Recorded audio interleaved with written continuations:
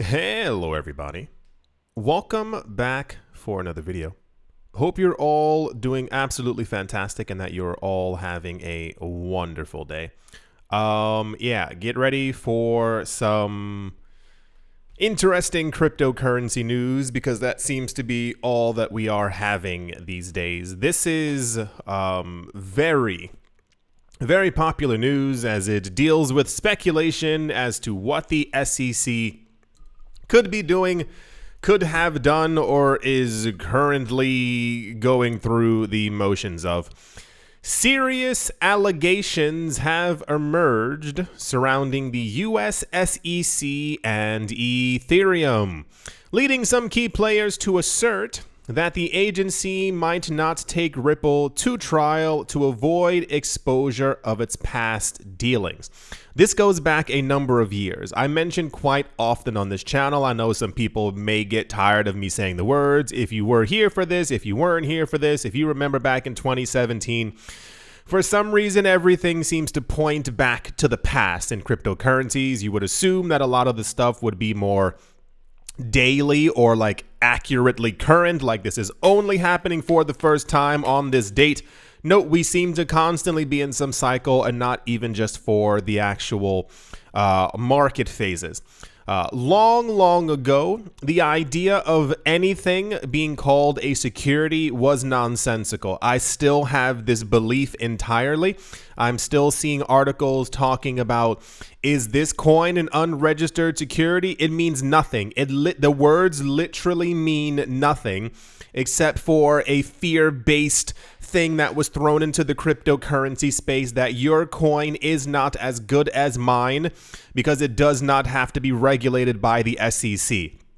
The SEC, in this case, constantly, is always just the SEC within the United States, period. Like, there's no more to that actual sentence. The problem is that if we end up hearing that a coin has a problem or the US SEC has a problem with a particular coin within the 50 states of the United States of America, it drags down the price for the rest of the world as well because people assume that something logistically is wrong with the coin. It's toxic, it's falling apart, it has to be observed by the SEC, therefore it has some kind of problem. This is why we had the issue towards the middle of this year where the SEC came out and said that they believed that every coin was an unregistered security. And that's what got everyone's ears to finally perk up because they realized it wasn't just those 5 coins sitting in the corner that no one wanted to talk to.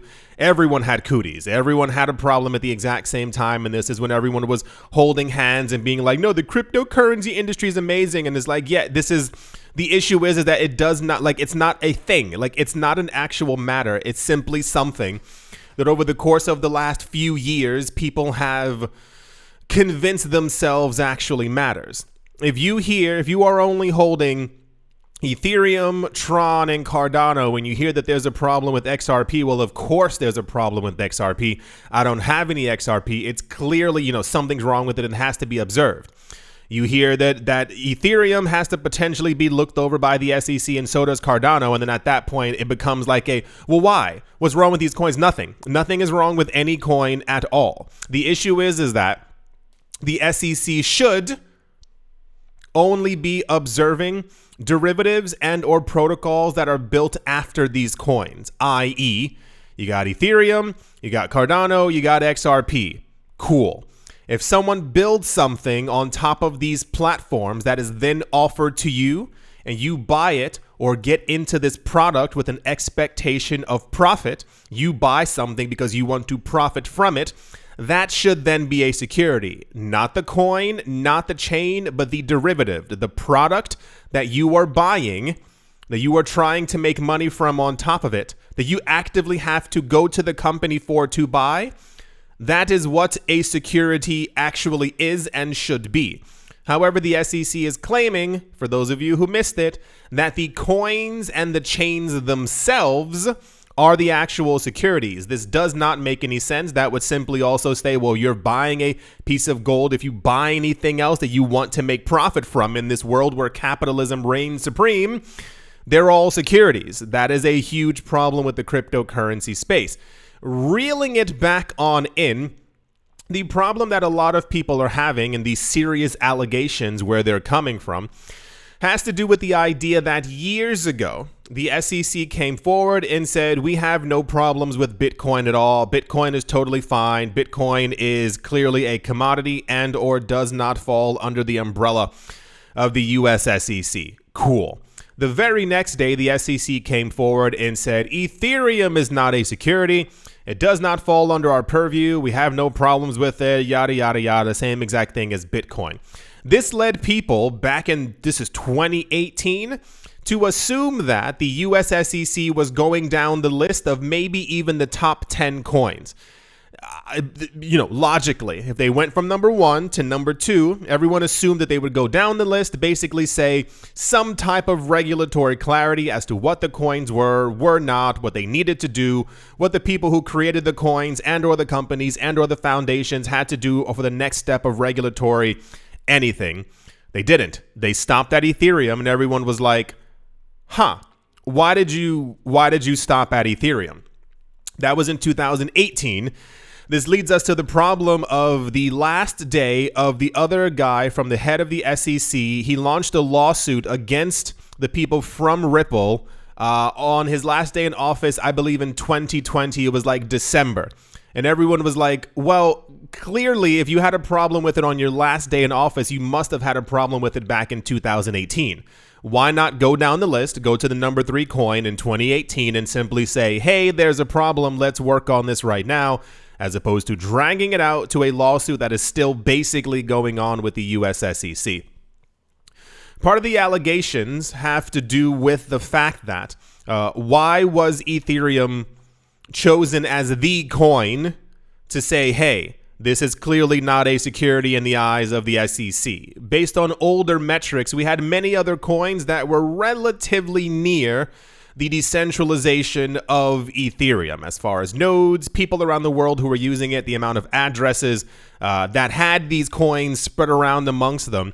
And even as far as a legacy coin, Litecoin was one of those coins. It was touted before. It's not spoken about anymore because it's not as popular or as cool or as fancy. It's not making any crazy price movements. This is why you don't hear about Litecoin.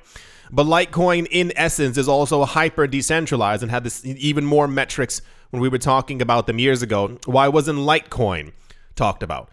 This also then leads into the idea of there being an enterprise Ethereum alliance. For those of you who don't know, it's a consortium or a group of around 300 companies who years ago, we've gone over this before, have all stated they're using, plan on using, or building on top of Ethereum in some sort of way. They're supporting the ecosystem.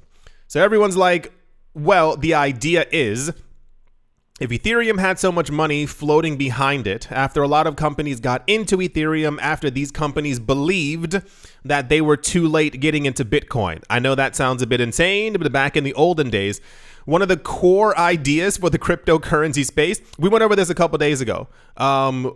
We had an article that showed like when Bitcoin was $7 a coin. And back then, everyone was like, wow, that price is super high. Bitcoin's, super inflated asset is going back down to 20 cents relatively soon. Same exact thing when Bitcoin was a couple $100. The idea was that Bitcoin's way too high. $200 per Bitcoin is more than anyone's willing to spend. This new coin just came out. It's called Ethereum. It's only going for 50 cents per coin, and that's where everyone began to throw their money. This is why we see this really weird divide amongst people who seemingly claim to be Bitcoin maximalists and or Ether maximalists. Not a term, but you understand. It's normally because these people acquired massive amounts of a coin early on, i.e. the Winklevoss twins. It was reported back in 2013, 2014 that they roughly owned back then around 200,000 Bitcoin. Which coin do you think they're going to side with? The Bitcoin that they have 200,000 of, or this brand new coin called Ether that they didn't plan on buying because they had a larger amount of the other coin? Same exact thing with all these other celebrities and all these other analysts who came out years later who were talking about how amazing Ethereum was. And then we got news that behind the scenes, they were buying it when it was 50 cents. Some of them bought 1 million Ether. You get the generalized idea. Of course, you're going to love it if you hold a massive amount of it. Anyway, bringing it back onto this entire thing, it is now being alleged that behind the scenes there might have been some money moving around. Someone might have spoken with someone. But once again, this is also something that we have been talking about since 2018, simply because it seemed the most logical thing even back then. A good 5 years ago, when the cryptocurrency space was still relatively new, the idea of bribery or money moving around amongst these, people and places didn't seem far-fetched. It's the same exact thing when it comes to like XRP, Ripple, and the SEC launching a lawsuit on their last day. Why would you do it on your last day? Why not do it in 2017, 2018, the beginning of 2019? The time frames all fit into this really weird, money being pushed across the table kind of thing. But of course, these are all allegations, as none of us were there and none of us knows exactly what's going on. However, for some reason, this dirt has been kicked up once again, and a lot of people are talking about it. The accusations come from Stefan Naranov, a prominent crypto community figure and an early Ethereum advisor. Naranov's comments have triggered the attention of the broader community, eliciting speculation about the impact of further revelations. It's not just this guy, it's been all over the place. You have to just completely think logically. It's the same exact thing I told you before. There are a number of crypto tokens. These are not cryptocurrencies. There are a number of tokens that are clearly corporation coins. Remember, back in the olden days when Coinbase was announcing that they were going to be listing a whole bunch of coins on their platform, and then they ended up not choosing any of them, and they chose a bunch of coins that were only ERC20 tokens, things that were built on top of Ethereum. And a lot of these coins came out of nowhere, and there were tons of articles about them on the exact same day, talking about how amazing, how fast, how cool, how spectacular these chains were. And then we started getting big companies who were announcing, we're using Monopoly's coin, and it's like, that coin came out 2.5 days ago. You wouldn't, as a large billion-dollar company, simply go any, mini, miny, that one. You would logically choose either Ethereum or Bitcoin, but they chose the thing that was built on top of Ethereum that had just come out 2 days before. Clearly, that company was part of the funding of that new chain, and they're coming out in support of it because they have, stake in it. That's the general idea. As a result, industry figures, there's a lot of names. A founder of Dizer Capital suggests that the SEC might never take Ripple and its top executives, Brad Garlinghouse and Chris Larson, to trial. Mobarak believes the agency would want to avoid the trial to keep these secrets hidden. The idea being that if they took them to court over some claim of a security or anything else, a sale of XRP or the creation of, who knows how deep that this actually goes, that they would not want to do so because people would basically come forward with information that the SEC allegedly favored certain coins, if not two coins in particular, because of money moving behind the scenes, what have you. Very popular news, as you might have imagined. I've gone over this a dozen other times before. The entire thing is very weird to me. You cannot tell me that these people who are supposed to be regulating cryptocurrencies have had since, and I give you a really good 2010, when cryptocurrencies were just making it into the headlines. These people have had 13 years and have done nothing to regulate it. We can fast forward to 2017, when the cryptocurrency space, Ethereum went from, was it 50 cents to $8 to 1,200 and came slamming back down after BitConnect. You mean to tell me over those 6 years there have been no regulations? There's simply been people being taken to court. Things at a certain point kind of don't add up, logically. You can't say that you want regulations and the space is rife with miscompliance, and you have these 6 gigantic cryptocurrency companies inside of the United States who are coming out openly on CNBC, on Fox Business News, on Bloomberg, on television. They say, we have never received any paperwork. We don't know what we're supposed to be doing. Who was the company a couple days ago? Was it Coinbase? I don't remember. They said that they were actively trying to, they literally were sending emails and letters and phone calls on a weekly basis, trying to get in contact with the SEC to figure out what they had to do. They received nothing. They, moved on as normal. They said, if there's a problem, we assumed over the course of the last 4 years, the SEC would have contacted us. No contact from the SEC. Bam, 5 lawsuits. Something is clearly going on. Once again, we're talking about a market that people believe at some point will be worth 10, 15, 25 trillion dollars collectively. Some type of favoritism is happening. To what extent, we cannot say. Humans are very, I don't even know what the term would be. Favorite type? Nope. Like we have, people are biased. Biased is the word. And it would be weird to assume that humans working inside of the SEC also wouldn't have some type of bias and or something else might be going on. Very popular news. This started like popping up again like the last month or so.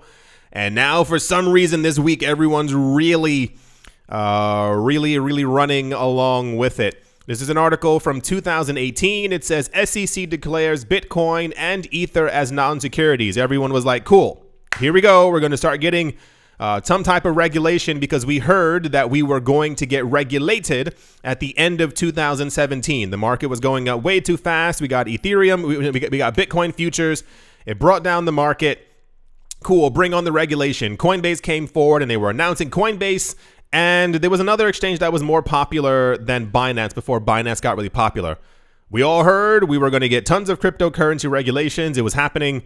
They said Bitcoin, they said Ether, and then stopped. And still since then, 2018, 5 years, we have not heard about any other coin.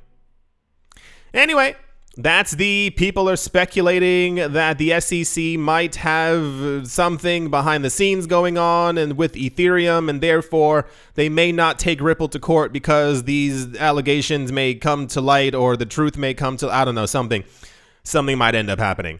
That's the, once again, every single day in the news because it's part of the never ending story news. And yeah. Let's move on. I am very, very happy that this news was released. Very, very, very happy. The sale of tokens held by FTX will not result in a market shock due to several mitigating factors. This was said by Coinbase in a research report that was released on Thursday. For those of you who have not been here, the long story short is that after the collapse of FTX, they've been trying to recuperate a number of their funds. The story has been that they've been liquidating property. You've seen the articles. They have property in the Bahamas. Rich people own stuff. That's crazy. So apparently they're trying to liquidate a lot of their older assets. They're selling off real estate, any stock that they might have had, any portions of companies. You saw it before. The really weird news that I still think is connected to something, where we heard at the beginning of 2022 that a number of companies were trying to buy portions of FTX for several $billion. FTX collapses, wink, and then by the end of the year, some of these companies are selling for 15 million and no longer in the billions of dollars, but that's besides the point. With FTX in the news, trying to recuperate funds to be able to pay creditors and people who they owe and people who were on the exchange, the news is that they allegedly still have large amounts of crypto. They have a huge amount of Solana and they have a huge amount of Ethereum. So the news is that the judge gave them the thumbs up like a couple of days ago to be able to liquidate their assets. They needed a court approval before they started selling all these coins and whatever they did with them to try and recuperate some of their funds. Of course, in the constant act of fear-mongering within the cryptocurrency space, the news was not reported that they had received the thumbs up and they were going to slowly liquidate their assets. The news was that FTX had received the thumbs up from the lawyer and that, what was it? That they were going to liquidate all of their coins at the exact same time on the exact same date, and billions of dollars would be flooding into the cryptocurrency market, therefore collapsing and crashing prices. Ethereum goes down, the rest of the market goes down, Bitcoin goes down. We don't have a bull run for the next 14 and a half years. I told you in the video One, before all of that even happened, that's not how it works. You can't do that, and it would not happen. This is not the first time that we've had a situation like this where a company is liquidating, has to liquidate, or is going to liquidate a lot of their assets. They never hit the market at the exact same time.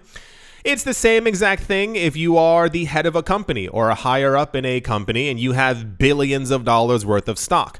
You have to tell the shareholders a year or so beforehand, I plan on selling $300 million worth of stock. You can't simply say, you can't wake up in the morning, Elon Musk cannot liquidate all of his assets at one time. It is impossible. So you go forward and say, I'm going to cash out $300 million in a year. The news is then made public to all the shareholders out there, and they know that the CEO is going to, sell some of his stock because he wants to buy a new robot or a new boat or whatever rich people do with their money. The date ends up coming. He sells off $75 million on January. He sells another $75 million in April until you get to the end of the year, and he sells the last $15 million because you cannot have one gigantic market shock. That is not how it works. So, thank goodness that Coinbase actually came forward. It's normally Binance that does this, but I'm glad that someone besides me brought this news out because a lot of people were once again terrified, talking about that the shadow of Sam Bankman-Fried was going to destroy everything in the cryptocurrency market and it wouldn't be good for all of us. It says, to start with, the sale of tokens will not be flooding the market because liquidations of the coins that FTX holds are limited to $50 million per week in the first phase, and then will increase to $100 million in the following weeks. Remember when I told you about liquidity and why liquidity is very important for the cryptocurrency market? If Bitcoin had a market, of $100 million and you sold $50 million worth of Bitcoin, Bitcoin's price would collapse. If Bitcoin has a market share, what's the word? The market cap of $1 billion, and you sell 10 million, it does nothing to Bitcoin's price because Bitcoin has over $1 billion of liquidity, of a market cap. Ooh. If Bitcoin has $500 billion and you throw $50 million at it, or you're selling it, taking it away, it does nothing to the price. It's the same exact thing with the market cap of the current cryptocurrency space. Even if they had sold, I think they had $1.8 billion worth of Ether. Even if they had sold that, we would have probably seen a price drop logically of around 4, 5, or 6% on the day. The problem is that when that terrible, terrifying news makes it into the news, everyone panics. FTX is selling today. I also have to sell. They screenshot it, show their other friends. The price has dropped by 3%. We all have to sell. Everyone sells. The price goes down by 15%. It's because of a normal market panic because people don't know how money works. So, knowing that this was going to happen, it always is the exact same thing when it comes to large amounts of money for a thing like this. It's the same exact thing with Mt. Gox. We've been hearing over years, but it still doesn't work because people like to be terrified and like to terrify other people. Whenever those coins get liquidated, whenever those coins do eventually get sold or given back to the original creditors from the Mt. Gox stuff, it happens as a slow process. It is not overnight. There are apparently hundreds, maybe 1,000 plus names of people who have to get their money back. Do you think this guy sitting in an office talking to 1,000 people at once? No, it goes slow. We also heard that, for those of you who missed it because maybe you did, it was, really weird news day. This was years and years ago. There are tons of companies who already have conversations with these people who are going to receive their coins back. And the companies have said, we will give you cash for it. So it happens on chain, not on a cryptocurrency exchange. We will take your 400 Bitcoin so you don't have to sell them onto the market. We'll simply give you cash for it. That's how you stop the market from collapsing. And also, you make sure that it happens behind the scenes because heaven forbid, should we hear that MicroStrategy is buying someone else's coins, we would start having articles, is MicroStrategy going to sell the Mt. Gox coins? It's always the same thing over and over and over and over and over. Coinbase noted that committees representing FTX debtors need to approve a permanent increase so that it even might get to $200 million a week. According to a recent court filing, the crypto exchange holds $1.16 billion worth of Solana, $560 million in Bitcoin, and even lower than I said before. It's 192 million in Ether. And I thought it was $1 billion worth of Ether. Nope, not even that. And a further 1.49 billion in other tokens as well. They can now sell and invest these holdings to pay back creditors, the court ruled last week. That's also something for those of you who just missed that word. A lot of times when they get court approval, it's not court approval to completely liquidate. You can also invest it in other things. So they might even be able to stake their Ether so that the people who are supposed to get their money back, they get, every month you get a paycheck from us for the next 15 years. Therefore, this is how you also get your money back and all that Ether doesn't reflow back into the system. Very, very happy that someone as big as Coinbase released this information, because people consistently panic for nothing. I don't know what it is. It could just be like normal life anxiety. We're all going through anxiety in some sort of way. If you say you're not, you're completely lying. We all have anxiety. Maybe that compounds on top of everything else that's been going on in life in the last 3 years, and you hear some kind of news that once again the ghost of Sam Bankman-Fried is doing something. And I say the ghost because everyone's constantly mortified at the actions of this man. There were so many articles this morning talking about what he's been doing, and there was like someone wrote something like about like intimidation tactics in court, and I was like, have you seen him? Like, what do you think he's doing to people in like growling at them or something? It just doesn't make a lot of news. So yes, to end the story, FTX's tokens can now be sold. They will be a slow drip. It will take months and months and months for them to actually liquidate. And also just assume that a lot of their coins that are going to be sold are also going to be sold to companies. You can negotiate with them to give them a little bit less so that the company actually, gets to make a profit. This is why a lot of times when we hear that companies are buying over the counter, it's usually in situations like this.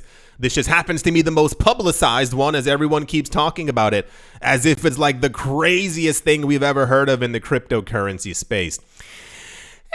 Anyway, that's the FTX news. Thank you very much, Coinbase. I do not say those words often, but thank you very much for releasing something like this so that everyone can calm the fudge down, because it was getting on my nerve. But the way that the cryptocurrency space works is in the next 2 weeks, we're also going to have some other type of news like this that's going to pop up, and everyone's going to lose their minds all over again.